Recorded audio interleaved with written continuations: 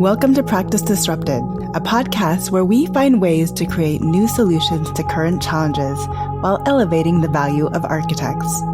I'm your host, Evelyn Lee, an architect who spans tech as an angel investor, startup advisor, and founder of Practice of Architecture. Whether you're a seasoned architect or just starting in the field, this podcast is your gateway to think differently about the role architects play within our global community.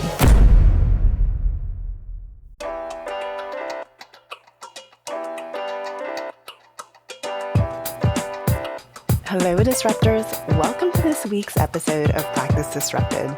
I'm thrilled to introduce today's guest, Liz Fibleuil, a Panama-born architect who has made an impressive leap from the world of architecture into the tech industry. Liz is the first architect on our podcast who has transitioned into a product manager role at a company outside of the AEC industry, bringing a fresh perspective to our conversation. With over 10 years of experience as a licensed architect and dual master's degrees in architecture and sustainable design, Liz has a deep understanding of design principles and user-centric thinking.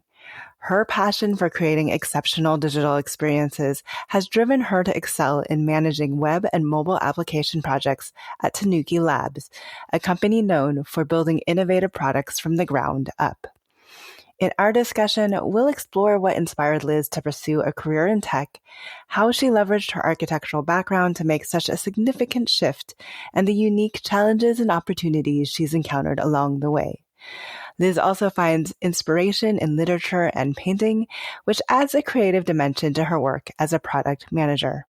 I'm excited to dive into Liz's journey and uncover how her soft skills, design expertise, and empathetic nature have made her a valuable asset in delivering digital solutions.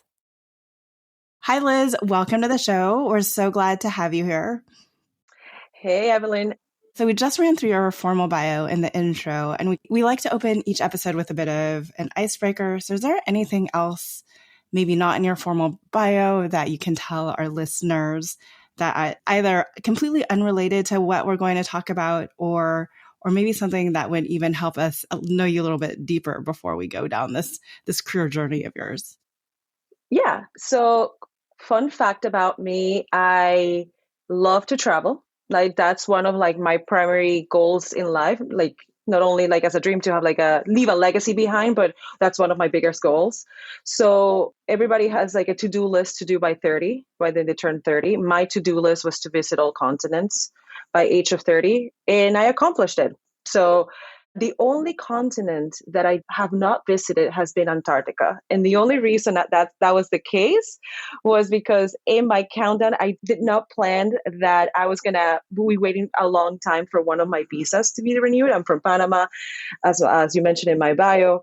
So that kind of threw me off a little bit. So Antarctica is still left to be visited, but other than that, I visited all others. So yeah, huge traveler. So do you have a more specific bucket list too, in terms of other more specific locations? Like after you fulfilled that goal of Antarctica, do you have where does your travels take you then? No, I'm not picky. I will tell you though that I find myself always traveling somewhere new. I try to visit, I try to go anywhere. Honestly, if a friend tells me tomorrow, hey, I'm thinking of going to Mongolia tomorrow. I'm like, let me see if we can fit in within my schedule and all of that. And I'll go. I'm not really picky. So I would say that it's more about us visiting as many places as possible. I don't think I'm going to hit all countries, but the goal is that when I look back at my life, when I'm hopefully, 70, I can say I visited 100 countries, something like that. And I think I'm on my way. If I keep going one new country a year till I become 70, I think I can accomplish it. So let's see how it goes. I was going to say that, does that mean your son's going to become a world global traveler too? Oh, 100%. I actually submitted a application for his passport last week. The guy wasn't even 2 months. So, and I already have some plans for in a couple of months, we're hoping to go to Panama to introduce him to the family there. So he's already visiting one country there. And then my husband and I always try to visit a new country or a new location for our anniversary every year. So that means that then my kiddo will also visit at least a second country by the end of the year. So yeah. Well, it's so great that you have a partner that supports you in that vision. And I have to say, as a mother of two, my first traveled a lot with me before he became more mobile. And it was actually much easier to travel with them at this age. I'm gonna take advantage of it right now. I'm pretty sure that by the time he turns 2, he's gonna be paying a lot more visits to the in-laws and my mom, Okay. and it's gonna be a really good time until he maybe becomes 5 or 6 when they can walk on their own a little bit faster, and then I don't have to carry 30,000 things. That was a big for us, graduating from car seats to booster seats and what it meant for like all the extra things we had to carry. But anyways, so one of the reasons why I wanted to have you on the podcast in particular is we've had a lot of individuals that have explored this architecture and career, but they are architects or people with architectural backgrounds like yourself that actually didn't stray too far from the industry. Like they're working in a tech company that specifically support the AEC industry in some way. It might not be architects, it might be developers, it might be contractors. But you, on the other hand, are in a company, Tanooki Labs, whose primary client is completely outside of the industry. So when we talk about architecture plus and really stepping away into a brand new role, I think that's the different perspective that you're bringing as a product manager in this space. So let's kick it off just by talking a little bit about your architectural background and eventually how you ended up where you are today. Yeah, sounds good. So let me try to summarize X amount of years into a very short amount of time. I'll take it back to high school. Let's start over there. In high school, I excelled in science and math, and I had an interest in the arts. I find myself like painting on my spare time just for fun, right? So when the time came to, okay, what am I going to do for the rest of my life? I really didn't know. At the time, I think I took one of those tests that based on your attitudes, they give you a list of, hey, these are your potentials, right? And out of all of them, like the majority of them were related to like some sort of like politics or international affairs or very, very different in comparison to architecture. But architecture was listed on that list, and I was like, wow, this is very different. So I'm going to pick the odd item out of the bunch. The more I did research on what architecture meant, it seemed to marry my two passions of like, I'm really good at math and, science and all that good stuff. And it's artsy. So let's start exploring that. And that's how I kind of found myself taking a major and started my journey from there. In architecture school, and not only do you learn how to create experiences for people, but you're sold on this idea that you can actually have a really big impact, not only in one individual's lives, but in multiples, and possibly what you do will have permanence beyond you that can also impact the future, right? So that's kind of like the premise of what I got myself in school, eventually kind of finish and kind of use as a motivator, right? Along the way, I had extreme amount of luck. I think that I was offered jobs rather than seek for them. So my first internship was with a professor that just said, "Hey, I have this position. You would like do it. You would like to do it on the summer." I took that, and then I was really offered positions rather than look for them. With the exception of one time, I did apply for a job, but that was because I had an interest in going to a bigger firm and just kind of moving up in my career. So I worked in architecture for many years in different industries. I did healthcare, I did commercial interiors, residential, multifamily. So I saw a big array of different building types. Now we're getting closer to so around the pandemic. So like around that time, by that point, I was already starting to question if architecture was the right field for me for many reasons. And just to enumerate a couple of them, I think, again, if you go back to the initial idea, I love science, I love art, architecture can change someone's lives, etc. Those are like the pillars of my own career. Along the way, my experience with firms were not in accordance to my idea of what architecture was. So I started to like lost passion for the career. I'll be frank, I was part of a very toxic environment in some of my firms that really made me question if I wanted to spend the rest of my really life in a career that I would see people in upper levels that at the beginning would say, oh, that's not acceptable. We should not be treating our people this way. That's so bad. And then I would see them become that. And I was like, if that's where I'm headed, I need to do a little bit of a change. So that was one particular reason why I started to move and look around. What other things can I do? Another big item for me was I needed to create more. I needed to, if I go back to the reasons why I joined architecture and what I fell in love with it, I started to really understand that I needed to just create something out of nothing. And sometimes in architecture, depends on the firm that you're at, you may not find yourself creating things from scratch or just creating in general. You might find just in the machine doing bathrooms, egress plans, and all of that. And that wasn't what I wanted to do again for the next 50 years. I just wanted to create. So that alongside then the pandemic hits and I am discontent with my career. I don't know where I want to go. Remote became the norm for a lot of us. I think, like you mentioned before, I am from Panama in Latin America. So I'm very far from my family and my friends. I live in the US. So I use remote work as a way to reconnect with my roots. And that kind of then started to like concretize where I needed to be headed. I needed to be headed in a way where I created, I have the possibility of working remotely.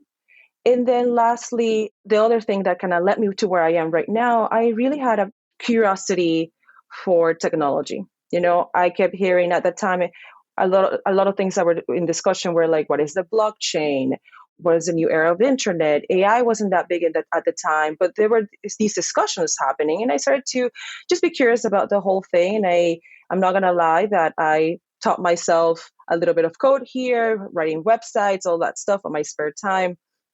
So a lot of individuals have gotten to the same point that you did, but I feel like there's always this big but, right? Like that, and you got your master in science and sustainable design, and then you went on and did a 3 years MArch essentially to get the accredited degree program. So if you look at that and everything that it took to get licensure, you just in the conversation we had came to this realization that you believed that you weren't going to find those things that satisfy your passion in your career within a firm. I think the natural tendency is, what if it's just the firm I'm working in? Like, should I go to another firm? But I've spent so much time and focus on architecture. How could I ever leave architecture? Did you ever have those concerns too? Absolutely. It's like the sunk cost fallacy, right? The more time you put into something, then you start believing, I've put so much effort, I should never leave. It was very difficult. To this day, I wouldn't say, like, it's a little difficult to think of so many things I did, get licensure. I'm still registered. I still get my CEU hours in, all of that. So yes, I did doubt it a lot. I think that for me, it was more like the more I wait to take the plunge, the more I'm going to acquire things in my life that are not going to allow me to move. So at that time, I was already getting to a mortgage, I was getting married. I foresaw that in the future, I was going to create a family. So I knew that if I wanted to make a decision, it had to be the sooner rather than later. And that's kind of like where it started to click for me. Like, I need to make a change. And to the point of like, well, maybe it is my firm and I just need to switch firms. The environment that I was seeing in my firm, I started also hearing from other friends that they were experiencing it in their firms. Not as bad as in my case, I don't think. Or maybe that you try not to share like your situation as clearly because you don't want to demotivate people, right? But I started to understand, like, okay, this sounds like if I change firms, it's going to be great for the first couple of years. And then I may find myself in the same situation or not. Why don't we do this, Liz? Why don't we try something new, completely new? And if you don't like it, you can always go back. You can always go back. You can always go back. Keep your licensure. Keep being involved in the industry. And if it doesn't work out, you can always come back. No one's going to take the title away from me. I know how to do architecture. So that's not going to be ever taken away. I feel like you have a more optimistic than most of view of like I can always go back than most individuals. Because even if we look at where women tend to fall off during the profession, it's, they leave when they start a family, and the let's go back, there's been a lot of conversations that it's actually harder to go back with the evolution of technology. Like say they never learned Revit, and now all the firms are transitioning to BIM. So how, I guess in your head, how did you maintain that attitude, or why do you think that you believed that? I think I have a lot of like external factors. I will say I have a mom that till this day, she is 60 right now and she's still working. So and out of passion, not because she needs to. So I had a role model who has always, and not only my mom, her whole entire family, they came from very humble beginnings. So working and studying was kind of like, quote unquote, the way out of really humble roots, right? So I had a role model that has taught me throughout the years that you may take the wrong turn or you may take a different path. But the only thing, and this is going to sound dark, but I'm sorry about that, but like the only thing that is unavoidable in it's death, right? So you take your path and you are going to confront a thousand different things, and you are going to fail and you're going to mess up, but you're going to have to stand up and keep going. And that means that if I have to go back and I'm not going to be great at the first couple of tries, being back in a firm after now 3 or so years of not being an architect, it's okay, because I'll just prove them wrong that just because I took some time off, I am not good enough. And that's something I've seen in her, right? I've seen it in my mom, take her stumbles. And, she always rose up. Was it easy? Has it been easy? Absolutely not. I mean, till you can ask her right now. She's an accountant, so it's a very different industry. But a couple of years back, she took a stumble and she's still fighting on, It's just about proving everybody that you're worth it, not because of what it says. How many years have you been out of the industry? That doesn't really define anybody, I don't think. What defines them is, do they want to learn? Do they want to improve? Do they want to create something? So I guess that's just been ingrained in me. That's why I never fear that I can go back if I have to. Okay. So thank you for letting me take that segue. But now, so you're pandemic, we're all remote. You have been testing out, you've been taking your own coding classes. You've been seeing conversations around AI and other things, blockchain evolving. Where are you now? Yeah, so I am a product manager for Tanooki Labs. I'm going to break that statement in two. So a product manager, for those that don't know, the best way to explain it is like, I think of it as the architect of the tech world. So a product manager, like the title says, manages a product. So what is a product? A product can be an app.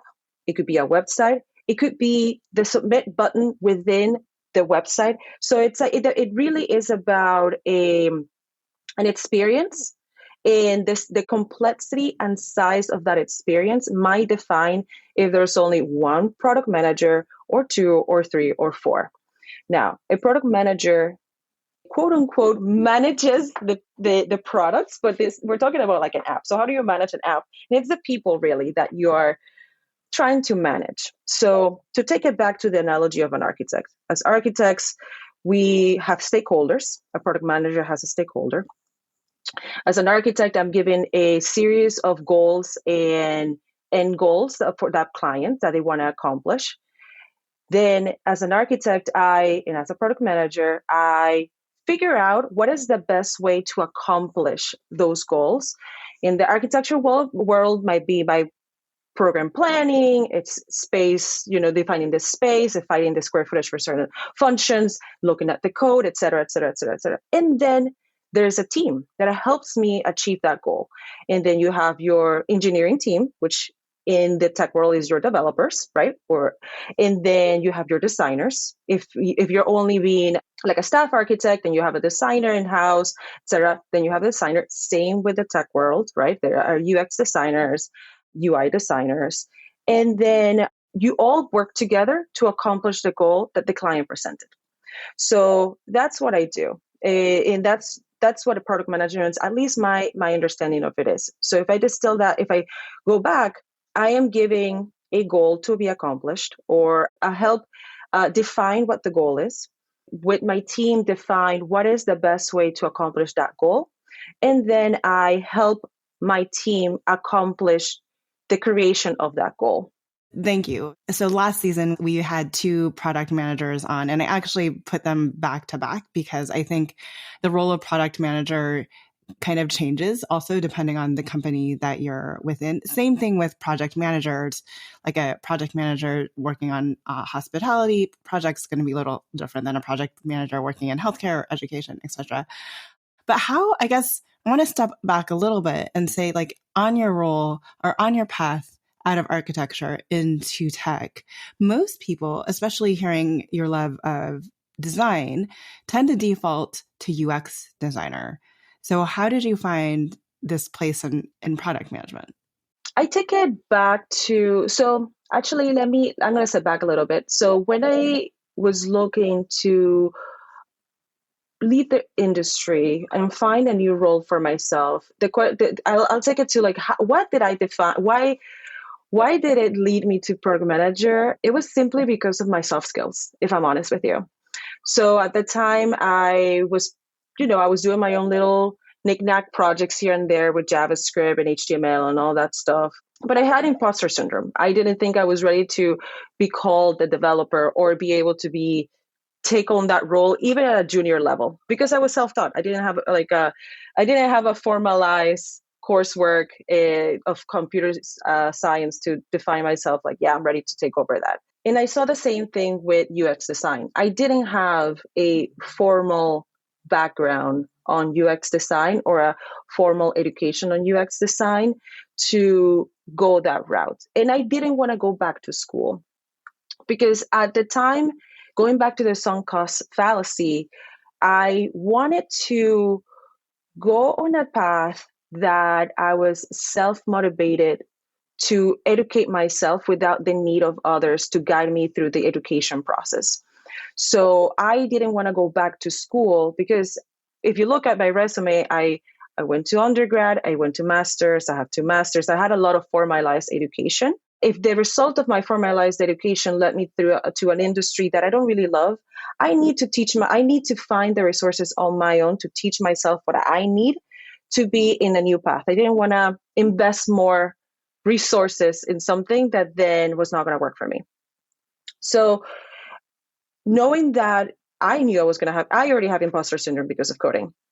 I don't want to go back to school, and I'm not going to call myself a UX designer if I don't really have the formalized training that it's going to open the doors for me.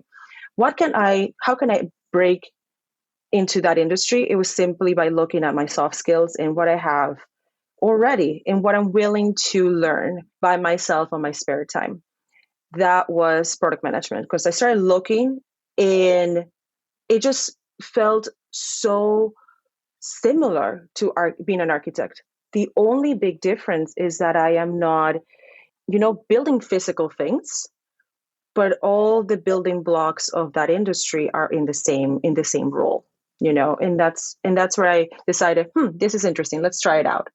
How did you begin transforming your resume then to be reflective of that? Like, how did you find your first job in tech? And so maybe not formalized education, but, a lot of people are like, oh, go and get a PMP certification or something. How did you make that transition? So I first, to be completely frank, I just look a lot of job postings first, trying to understand what the role was looking for. And what I found gaps in, like, for example, there's a lot of terms like PRD, actually UX, UI, what is that? There's all these terms that are not known to people outside of the industry. So I started seeing those in what's a roadmap. I started seeing those in job postings, and I was like, I'm going to learn those. I'm going to learn that.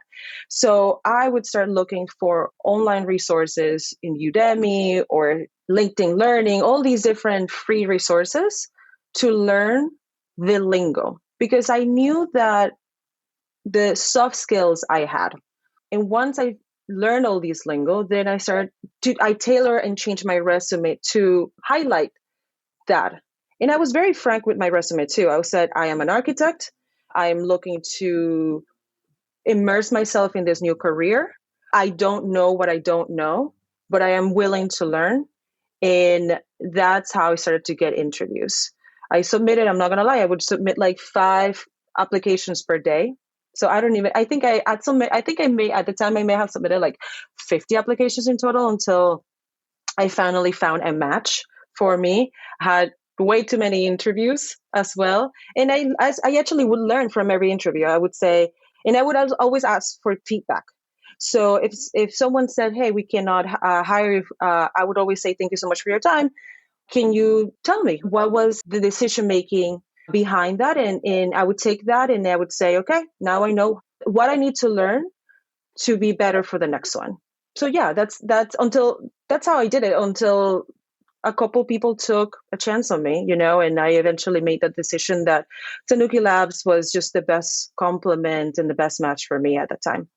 I went through the same thing too when I graduated. So I graduated in 2012 with my MBA and my MPA, and it's like, well, architecture is hurting right now, so I'm going to start applying to other places. And I just, as you were speaking, I opened up my archives to my application folder, and there's at least 50. Yeah. I think if I counted them up, it'd be closer to 80 job applications within the course of 2 or 3 months that I was applying to. And I did exactly what you did, right? And this was pre-AI, right? So you need to redo every single resume to match the job description. It's not easy, but I think it's necessary because we always talk about how individuals don't understand what architecture, like the value that architects bring to the table.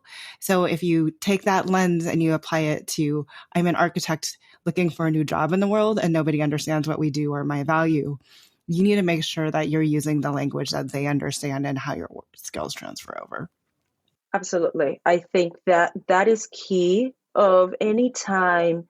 I would say not even any time that you're trying to switch careers or jobs or etc., but every time you also meet a client, right? You have a value to yourself and they're looking for something very specific. You know that they're valuable to them, but you need to talk to them in a way, in their language, in what they're looking for, because you might say there's 1,000 words for maybe one thing that they're looking for. So trying to find the word that fits that specific client or that specific industry, it's what you have to do, in general, not only when switching careers. So now, I think now we've covered the full kind of evolution over into product. So you did a whole bunch of applications. So what did it feel like to kind of finally get through on one side, on the technology side? And I guess, was there any feedback that they gave you in kind of knowing that you're switching careers and like helping you kind of anticipate what that would be like going into an entirely new role? Yeah, so a lot of the feedback that I would get would be, we're looking for with someone, you're great, but we're looking with someone with more experience. I mean, I'm going from 10 years of experience in architecture to 0. I am back in junior mode. Were you mentally prepared for that? Were you in this process where you're saying like, I'm going to end up with it in a junior role, or I'm going to end up taking? I was totally prepared for the reduction in salary. I was totally prepared to answer to maybe younger people, as now my bosses. And by the way, all of my direct bosses in tech when I made the move were younger than me. I went from a profession where I felt like I was on the younger end of the spectrum to like feeling ancient and having people even kind of 10 years my junior being my boss. Yes, but the pay yeah. was actually better. But yeah. Exactly. No, I mean, and I think and let's go back to that, because I knew I was going to start as a 0 person. I knew entry level. And yes, my salary was probably not going to match the salary that I had in architecture. And that was okay, because to be completely frank, at least at the time, a couple years ago, my salary increases per year, I would get amazing reviews, amazing, and I would be given like a 2% salary increase. And that was discouraging because if you have to talk numbers, inflation is here and my salary increase is not even matching inflation.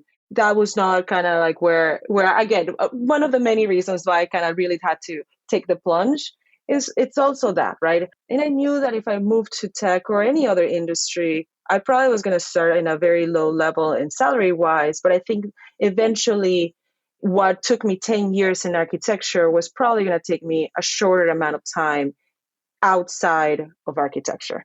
So I was willing to take the hit because the reward hopefully was going to be higher in a shorter amount of time.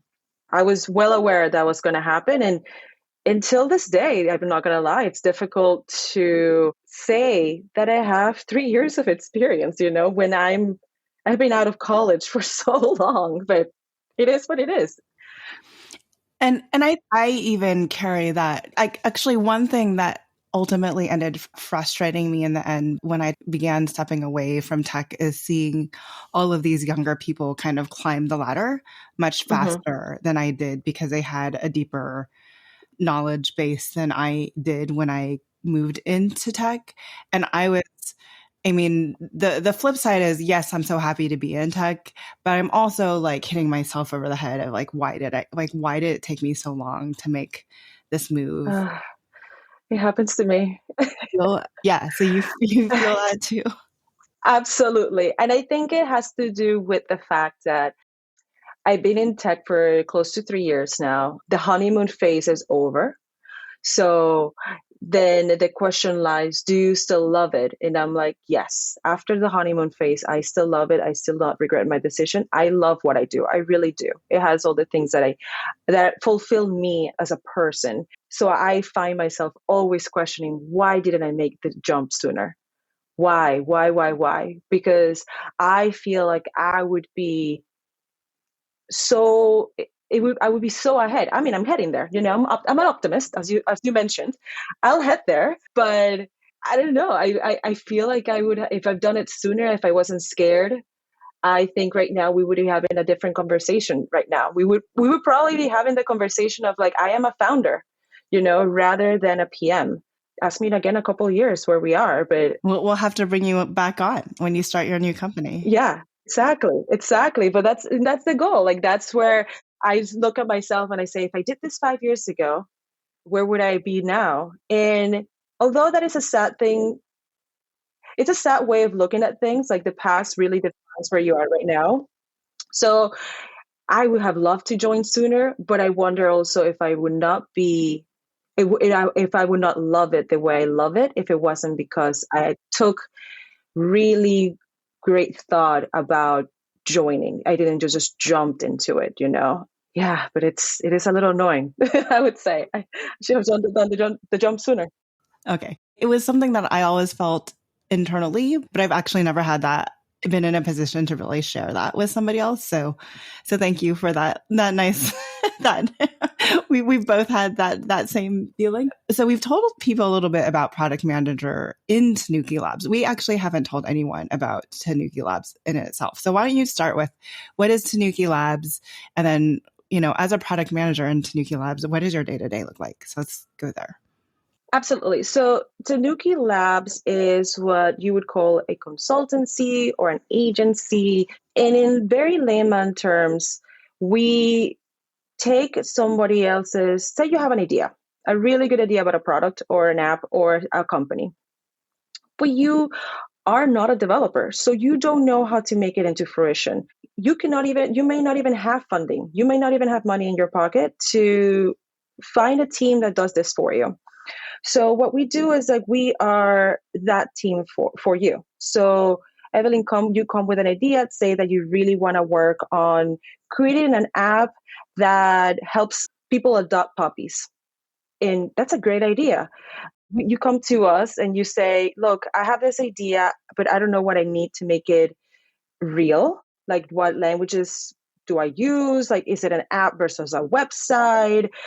I hear what is JavaScript, what is Ruby, what is all of this, and then we can help you in two ways. One, actually, in a lot of ways, we maybe can create with for you, design a pitch, a prototype of your idea. We discuss what are the requirements of that idea. Like if you want to do an app for puppies, that means that maybe you define like maybe what the colors are, what the features are, etc. We define that with you, and you can use that prototype to get funding. Or if you already have funding and you don't have a team that makes it for you, like the technical aspect of things, then we become that team for you. We have developers in-house, etc. Tanooki Labs really came from, it's by two founders, two guys who in them they were and are developers that they were starting to get approached, like a lot of developers nowadays are starting to get approached like, hey, I have this idea, can you help me build it? So that's how it really all started. They didn't want to work for a specific company because they really found passion in creating different things. They just wanted to build stuff. So that was the baseline of what this company started as. And then it evolved into really becoming partners to people who have great ideas. So we have clients who we have seen from very, very small all the way to getting acquired by like Meta or other big companies. And it's just having pride in, we help them. We remember when you were nothing, like not nothing, but just an idea. And now you're being used by millions of people. Is there an equity play in Tanooki? So yes and no, depends. I think that we do have equity with some clients, and that's part of like this the negotiations, but not for the most part. We give you a fee, an estimate of how much it's going to take. We work with you. If you need to fit it into a budget, we start saying, okay, is this important in your app? Probably not, right? So why don't we let's focus on what you really need to make this idea real. And then rather than spending all of your resources in unnecessary things. So we really work with you to define what is the MVP, the minimum viable product to get you out the door, get that market fit, and then hopefully see you IPO it and then build it from there. So I guess another way for architects to look at that, this is for untechnical people who actually build a product, right? Correct. Yeah, exactly. And then not only that, we also do have clients who have in-house teams. They're already about, say, a medium size. They have developers on their end, but they need to, maybe the developers in their team don't have the expertise to, let's say, define an app. But they have developers that in-house work on their website. So we become then your partner for this different product. So you supplement them, or you supplement like the developer side of other organizations as well. Exactly. Or say, for example, you work in a company that needs to develop something really fast, but the gears of that company are a lot slower. So we are your like innovation team. So we move at a faster pace there than what your in-house team would be. So we also do that. And some clients of us are like that. Some clients are like the idea to the 0 to 1. That's typically what we do more, the 0 to 1. But yeah, we do have clients that are just larger, and we just are the complementary, they're the partner in other things. So I have to ask, now that you've been in tech for 3 years, what do you miss most about working in architecture? Do you miss anything about working in architecture? I think I miss creating something physical, I would say. Creating something physical. I think our lives have really moved in the last couple of years and more in a digital space, but we still as humans have to inhabit places. And there's nothing like that sense of awe that you experience when you walk into a place that really fills your soul, by how the light touches the floor, or how that handle feels, or their physicality of things. And I think that's what I miss, having to wonder, how can we, with a very small budget, create a big punch and a big impact in giving that sense of awe? Because not everybody gets awe from opening an app or opening a website, right? So yeah, I think that's what I miss. What advice, and we talked a little bit about this throughout this conversation already, and I am getting more mid-career individuals even coming to me and saying like, how do I get out of this? So what advice would you give for architects, no matter where they are in their career, that are interested into a move for tech? Or what advice do you wish you had so you would have been able to make that transition either smoother or faster? I would say like the moment that you have, and this is telling myself, going back to the I should have left sooner. The moment that you're starting to question if this is the right path for you, whether you are 5 years in or 35 years in, the moment you start questioning, don't ignore that, don't ignore that. I would say, okay, I don't think I love this. Why don't I love it? Is it a fundamental reason why I don't love it? Is it a financial reason? Is it because I don't love my boss? Like what are the real reasons that you are discontent at any stage in your career? Once you define that, then start to not realize, but analyze if you can find it somewhere else. And really go through that personal exploration of okay, I'm not happy here, but I can endure. No, no, no. Look, life is too short to be a martyr. No, there's no need. And yes, we have responsibilities. The older you get, you have a family, you have a mortgage, you have all of that stuff. So I'm not saying ignore that. But at the end of the day, if you're happy, everybody around you will be happy. And that starts with what you do 40 at the minimum 40 hours a week, right? So if you're not happy there, look for what makes you happy, because that's gonna really define everything around you after that. Because you might not be happy and you might not notice it, but like then the people around you do, and they want you happy. And once you're happy, you start creating better things for yourself without noticing.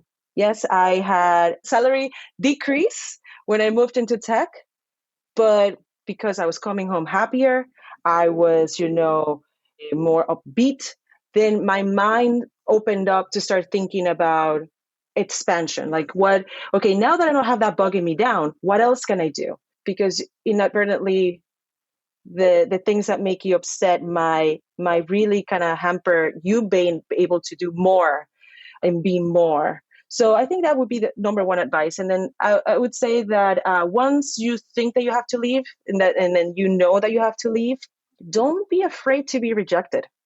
You're gonna be rejected 1,000 times. You will be rejected. Just like Evelyn said, she said like you sent like 80. I might count it up and I'll make a LinkedIn post out of it. But I mean, it was a lot. And I mean, I had a very supportive partner throughout it all, but and most of them you just actually send them into oblivion and you never hear back. But I would get like at least, and I would go through these interview process and sometimes multiple interview processes. And then you get very limited feedback on what you could have done differently. So it's not a fun process, but it was also kind of a necessary process. It's a necessary process. My husband was the one who told me this. Like I'm just basically reverberating what he told me into the world. You will get rejected, and that's okay. You only need one person or one team to believe in you, and you have a foot in the door. And then say you don't like it, you now have something in your resume. You have experience, and now other doors will open. But you only need one to believe in you, and if you believe in yourself, someone will buy it. At the end of the day, it doesn't matter what industry you have. You need to sell, and you need to get that client. And the interesting thing, and I don't know if you found that because you're in DC and I'm in like more Silicon Valley, like, home of all things tech, if you want to say that. Right. So, but the other thing I found out that it's much more mobile to move from company to company once you have your foot in the door. You just need to get your foot in the door. Exactly. And don't be discouraged just because you got, I don't know, 20 rejections and 50 ghostings. Don't use that as an excuse to stop. Again, someone needs you. Someone needs you. That's how it works. So definitely keep trying. One will believe that they will take the chance on you. And then one last question, kind of going full circle, looking back at why you became an architect in the first place. You can take this multiple ways. Like what do you say for the new grads that just graduated, or more broadly, what is your vision for the future of the profession? I mean, you still love architecture. You miss the physical aspects of it, community and people made spaces, just reiterating the words you said, not less than 10 minutes ago. What is your hope for the future of the profession and the industry? I think that a couple of things. I think that if you're passionate about creating things from scratch, from not even or just transforming things, you're in the right field. Architecture is that for you. You will create, you will transform, you will impact.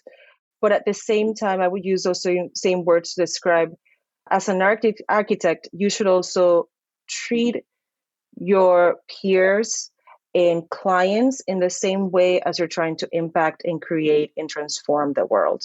What I mean by that is, let's start to be more empathetic.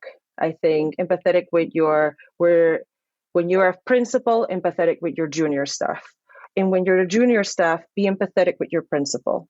What I mean by that is that every day we sometimes make assumptions of how everybody woke up that day and how their reactions are to things.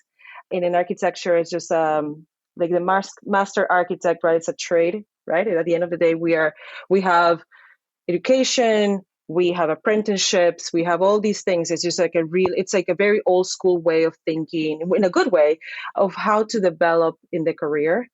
And I think having that in mind, that we have a hierarchy of teams, we need to be gentle and nice to each other. So I hope that the industry moves to a place of more empathy with our clients, with our teammates.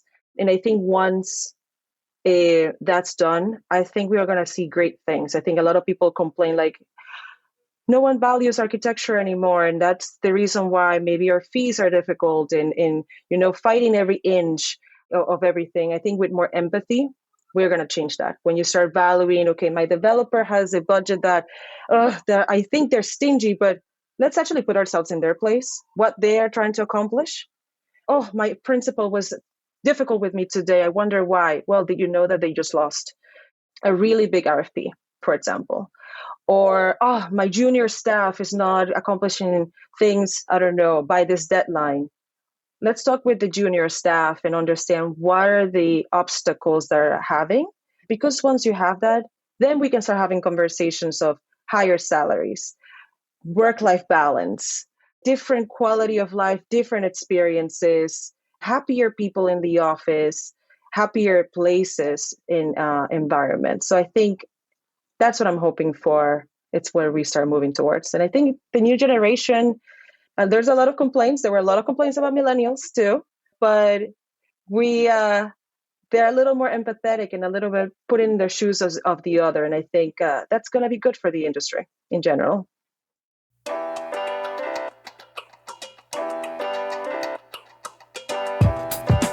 Hi, Disruptors.